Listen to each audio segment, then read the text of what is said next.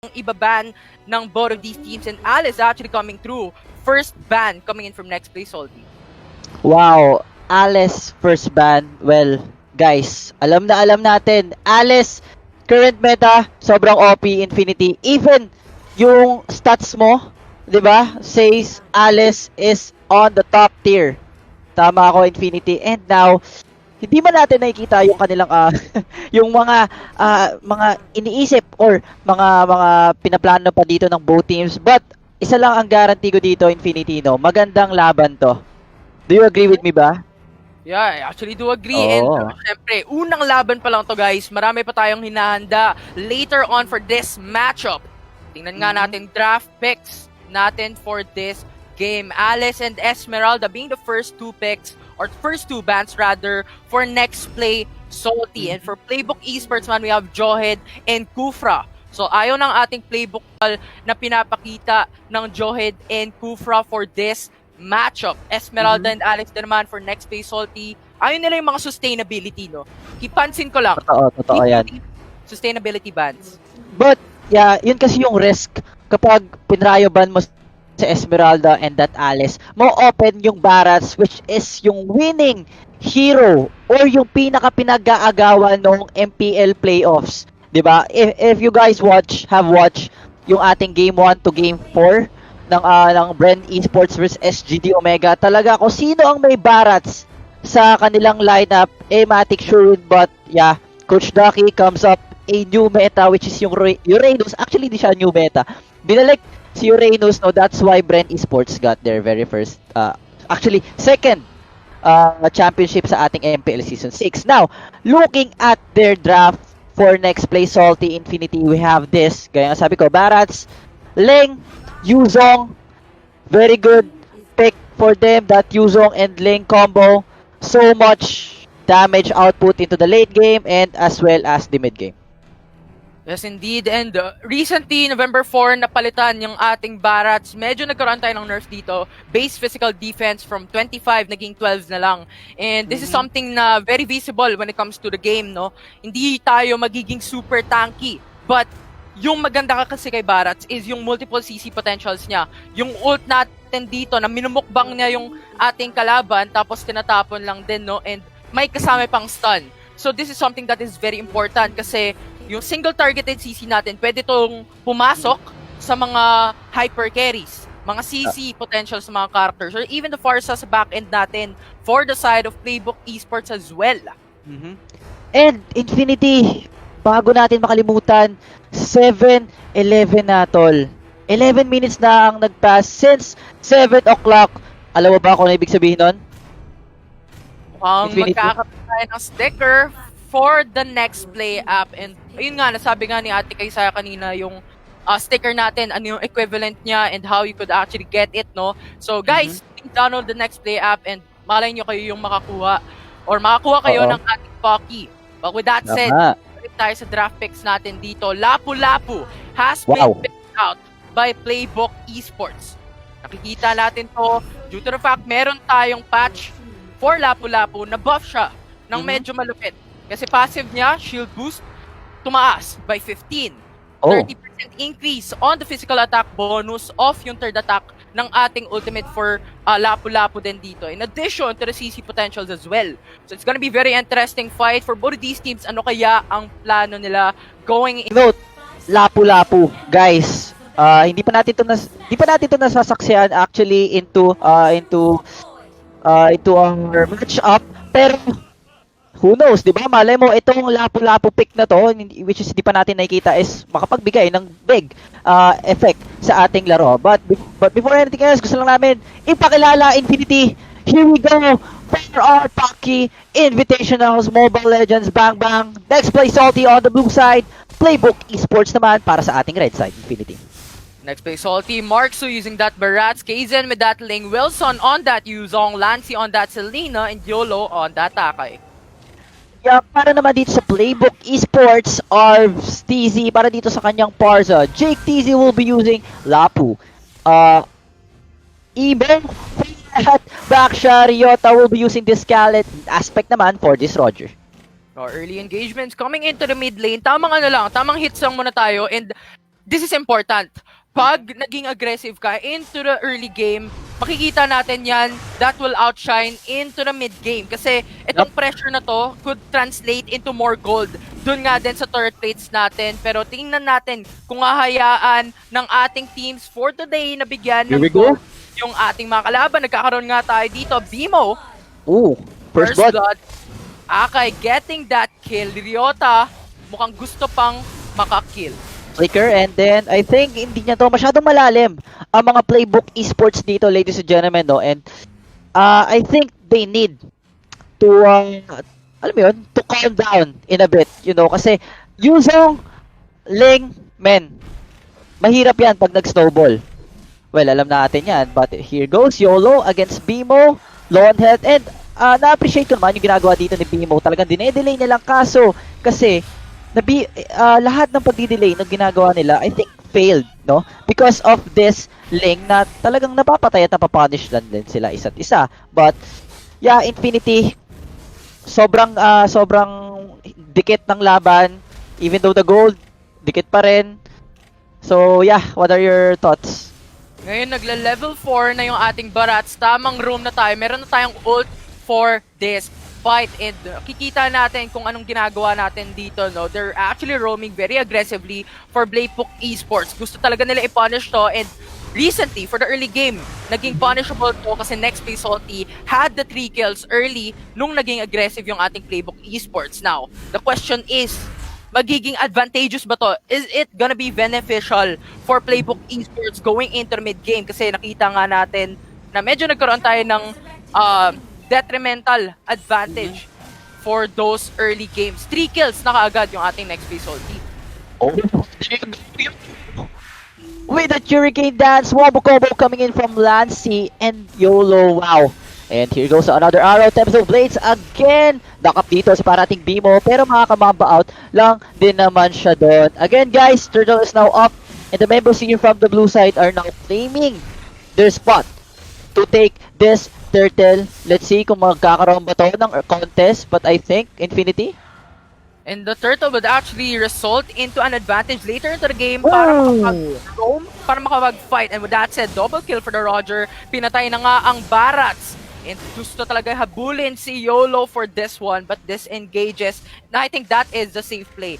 Nakuha nila yung turtle buff, naka 2 kills na yung ating Roger, which is potentially the hyper carry for the side of PlayBook Esports. Sabi nila, okay na to, uwi na kami, meron na kaming nakuha sa laban na yun. Yup, indeed, meron silang nakuha. And now, looking at their gold, well, sobrang pantay talaga. Pero punta mo tayo sa may bot lane, here goes a Feather Airstrike, but sinundan pa rin ng Lycan Pounce doon ni Aspect, mga kaibigan.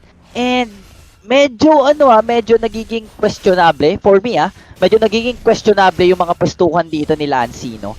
Kanina sa Turtle Lane, I do know na talagang may pwesto na naka-designate for him, kaso medyo ata nag-assume siya ng konti doon, but still early game pa lang din naman, Infinity, marami pang pwede mangyari when it comes to mid game and late game.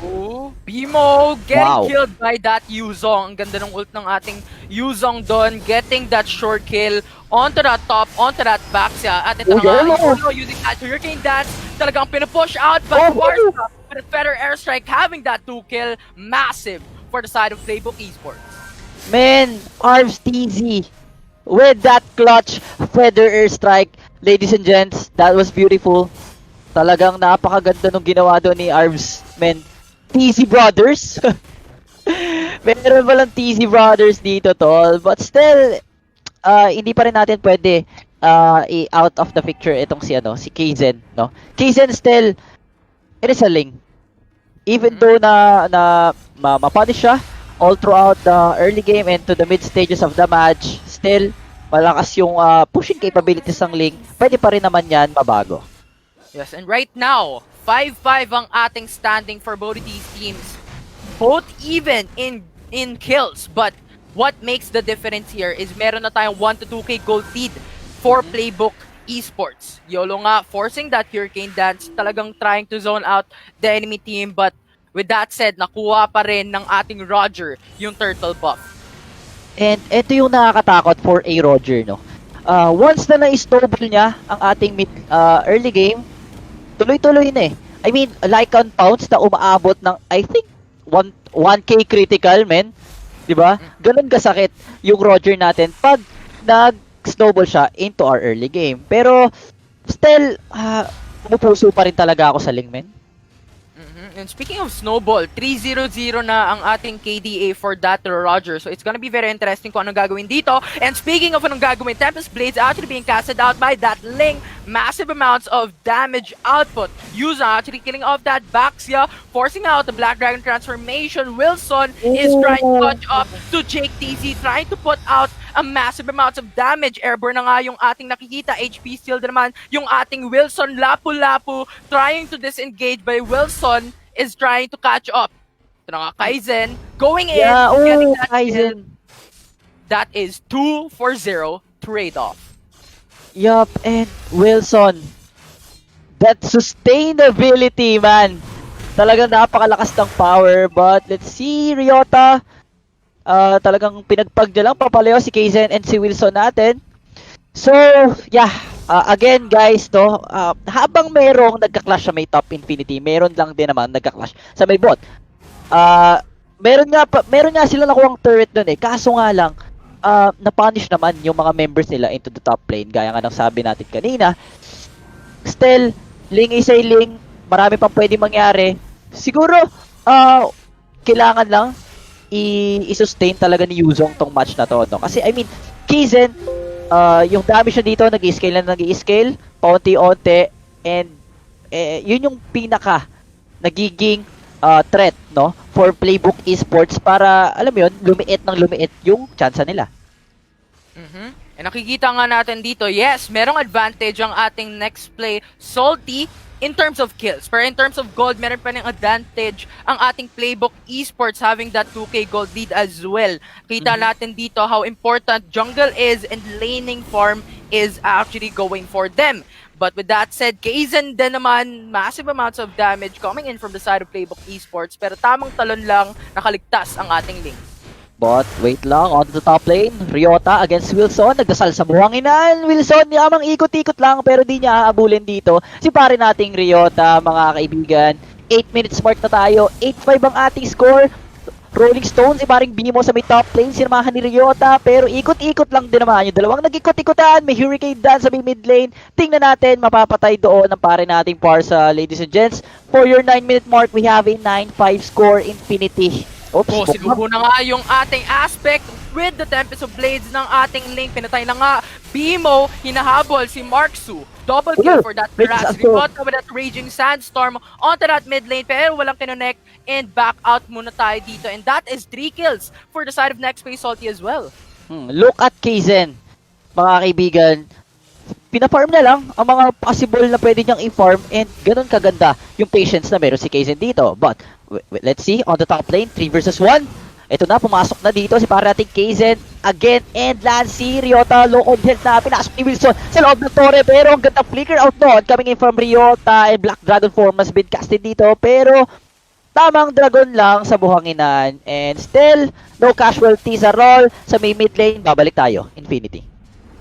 Dito sa mid lane, nag-aabang na yung ating both of these teams, no, na makapaglaban dito. 15 seconds remaining, lalabas na yung ating Lord and it is something that is prized by both of these teams. Tingnan natin kung sino nga ba makakuha or kung magkakaroon tayo ng contest from any of these teams dito sa laban na to. And right now, 10-minute mark, 11-5 ang ating standing, but even level gold yung ating laban ngayon. 300 lang yung difference na pinapakita na ating Nexplay Salty. And speaking of NXP Salty, men, talagang hinahabol nila sa gold na meron dito si Aspect. Now, speaking of kill, nakakill pa doon si pare nating Ryota, mga kaibigan, against this Wilson. And let's see. No, men, na-excite ako kung anong mangyayari. Feeling ko tatagal to ng late game. Ikaw ba? And imagine, these are pro-level teams. So, I am assuming na tatagal talaga to ng late game, no? Titingnan natin kung paano magka-comeback, kung sino man magkaroon ng disadvantage going into the late game, or kung paano tatapusin ng any of these teams pag nagkaroon na sila ng advantage. And I think one of the advantage coming into right now is to take into that Lord. And speaking of Lord, we have a skirmish there onto the bot lane. Lancy low on health, but he's been chased by JTZ, but di na tinuloy dito ni para nating Lapu-Lapu. Lapu-Lapu pumasok na, ito na pinagkan sa kayanin ng Pinas, pinagpapasok na, pero flicker out lang din naman. YOLO dito, Hurricane Dash, inipit sa Bigedli. Ito na si Arms TZ, mag-iibon ba? Pero akala ko mabubuhay pa si Lapu natin, but into the Lord pit. Ladies and gents, pinapasok na ng tatlo, sinisimulan na ni Aspect, here goes the Abyssal Arrow but won't connect. Marsu, binukbang na nga pero nakapag-like and pause pa palayo. Tingnan natin, tamang rolling starter lang doon pero nilabas lang din naman yung Dragon dito ni pare nating Wilson. BSB Wilson, Raging Sandstorm ni Ryota. Eto na, labanan sa Main Deadly, makakapatay pa si pare nating Bimo. Roger, massive amounts of damage, getting that double kill. Napatay na nga ang ating Akai, and 3 deaths for the side of Nexplay Salty.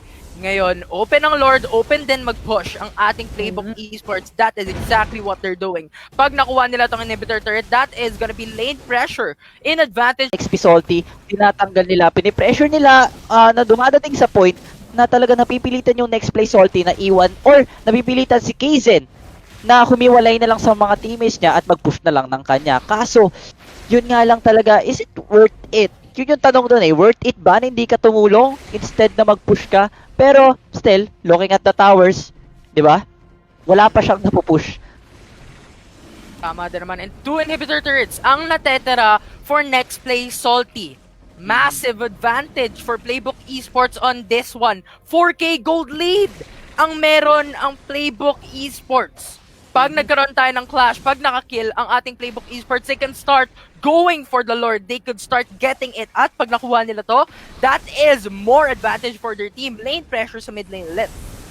And speaking of pressure, here goes Ryota. And on the back row, we've seen Wilson. Black Dragon Force has been casted. Tatlong kanyang inaangat-ngat doon. Tempest of Blades. Pero I think that's not enough. Look at Lapu-Lapu, ladies and gentlemen. Napakakunat. And still, Aspect goes down. Kaizen dito, pinasok niya pa. Pero nag-flicker in na si pare nating Ryota. Oh no, Kaizen, what are you gonna do? Dalawang humahabol sa'yo. Ryota dito, gigil na gigil. And tingnan natin, Kaizen. Ano kaya ang gagawin niya? Minamicro yung dalawa para bata. Pero, hinampas lang din naman bago makababa sa kanyang wall. Again, for that skirmish, we have a 3 out of 3. Huy, pantay, Infinity. Di rin kasi talaga makatakas si Ling dun kasi inaharangan ng ating Khaled. So that's actually safe play for PlayBook Esports. That's gonna even out the level playing field. Kasi nung before, pinatay si Ling, that's like 2 for 3 trade-off. So they really need to match that kills para magkaroon tayo ng potential na tapos ng laro for PlayBook Esports on that one. No? Especially, having that Ling, that's a hyper carry of Nexplay Salty. Oh yeah, and actually that clash opens up Nexplay Salty a idea, no? Pinaprioritize dito ng PBE yung Ling. So ang ginagawa dito ni Kaizen, nagpapahabol siya na nagpapahabol na dumadating sa point na dalawa na lang yung naiiwan sa clash or tatlo. Now, that is a time for Team Nexplay Salty to at least make some damage, no? Dito sa natitirang members dito ng PlayBook Esports. Kasi pag hinabol nila tong Ling, may iwan si Roger na walang backup. So it means Nexplay Salty, inaantay lang nilang malaglag yung PlayBook Esports sa mga patibong nila. I do agree. Ito ng Lord natin talagang hinahanap-hanap ng ating Nexplay Salty and PlayBook Esports. Kailangan may nakatingin. Kailangan natitingnan siya every time. Kasi pag nakuha to ng Nexplay Salty, that is gonna be their comeback potential against PlayBook Esports. Having those turrets is gonna be very important to them with that gold in mind as well. And for PlayBook Esports naman, this is the winning condition. Pag nakuha nila yung Lord nila, it's gonna be pushing into the mid lane. They could split push in the top lane, into the bottom lane, get those inhibitor turrets up, and running for their team. That's gonna be very big. And now, Kaizen has been casted dito yung kanyang Tempest of Blades, pero will manage to get out lang din naman doon. But on the bot lane, let's see. Si Selena natin against dito kay pare nating Lapo. Pero Marksu onto mid lane, positioning, well, ito rin si Coach Yolo. Talagang tinatangkin niya dito mag-isa ang mga members here from PlayBook Esports. Now, this is going to be really exciting, Infinity. Ito yung mga gusto ko mapanood. Yung tibon nagtitibon-tibon sa main lord. Ito na ba yun, Infinity? Yung last clash or yung miracle clash na inaantay natin? Mark Su is just head on into the fight. Bimo though, medyo tinatamaan ng ating Lord. They are going to back out for now. Wilson forcing out that ult to go back to safety. Mark Su medyo naipit dito sa laban natin. Stun coming through for that Abyssal Arrow on the Khalid from the Selena aspect naman, trying to kill off that Lancy with a pounce. Ooh, what a kill. And now, that would be a 1-for-1 trade-off. Ryota against Lancy ang nambatay for both of these teams. Man, Nexplay Salty, talagang inaantay nila na ma-fall sa mga patibong. Itong PBE, kaso nga lang Jake TZ, sumama na sa aksyon. Isipin mo tol, wala siling, walang main damager for Team Nexplay Salty. So, naisip ni PlayBook Esports, wala yung main damager nyo. Eh di hantingin ko yung pinakamalambot sa inyo, which is si Lancy. And speaking of Lancy, siguro dapat niyang i-turn off yung pagiging aggressive right now. Kasi siya ang pinaka-uunahin na tuunahin talaga dito ni Jake TZ. Now, if Jake TZ gets the kill on Lancy, man, that's a big kill. And gusto ko lang i-take note, no? Ang ganda ng mga depensa na pinapakita ng ating playbook. Isang Lord, no? Isang Lord na makukuha nila agad and then straight push, man. GG push, kumbaga. I mean, that's the only way, no? Kung kaya naman nila patagalin into like 30 minutes, every clash, onti-onti nila yung mga towers. I mean, kasi lamang sila dito eh. 'Di ba? Lamang sila kapag nag-late game palalo or mas tumagal pa ang ating game, is etong barracks kukunat na darating sa point na talagang dalawa na yung magiging tank dito ng ng NXP Salty, no? Meron ng Akay na may crowd control, meron pang meron pang Mark Su to deal off some damage or possible pick off kay Parsa at dito kay Roger. Now, gusto ko lang makita, PlayBook Esports, gank out the Link, gank out si Kaizen. Pag nawala to si Kaizen, mawawala yung damage output, mawawala yung Tempest of Blades that could deal a knock-up.